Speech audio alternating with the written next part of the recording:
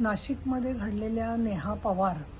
या विवाहितेच्या आत्महत्येच्या संदर्भामध्ये मी महाराष्ट्राचे मुख्यमंत्री देवेंद्र फडणवीस, उपमुख्यमंत्री एकनाथ शिंदे आणि उपमुख्यमंत्री अजितदादा पवार तसंच पोलीस महासंचालक आणि नाशिकचे पोलीस आयुक्त यांना निवेदन दिलेलं होतं आणि त्या निवेदनामध्ये मी अशी मागणी केलेली होती की ज्या प्रकारे तिथं छळ होत होता तो छळ जर का पाहिला तर त्याच्यामध्ये अजून काही कायद्याची कलमं लावणं आवश्यक आहे आणि त्याच्यामध्ये अंधश्रद्धा निर्मूलन कायदा आणि जात पंचायत विरोधी कायदा याच्या संदर्भात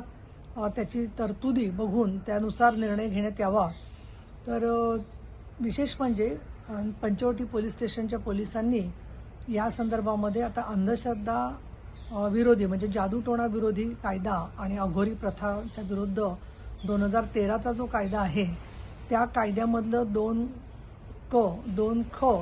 आणि त्याचबरोबर अनुसूची ज्याची जी आहे त्यातल्यानुसार 6वं कलमानुसार तिचा छळ कसा होत होता आणि त्या छळाच्या आधाराने अंधश्रद्धेच्यामुळे तिचा छळ केला गेला आहे अशा प्रकारची कलमं लावलेली आहेत आणि त्यामुळे नेहमीच्या BNS कायद्याच्या बरोबर ही कलमं लावल्यामुळे महाराष्ट्राने हे जे जादूटोणा विरोधातलं पाऊल उचललेलं आहे त्याबद्दलचं अजून एक न्यायाच्या दृष्टीने पाऊल पडलेलं आहे।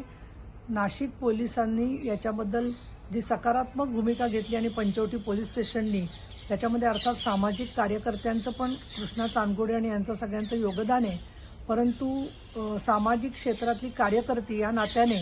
मी या संदर्भामध्ये जो पाठपुरावा केला त्याची दखल पोलिसांनी घेतलेली दिसते आहे। ही महत्त्वाची गोष्ट आहे आणि म्हणून याच्या पुढे ज्या ठिकाणी अंधश्रद्धेमुळे किंवा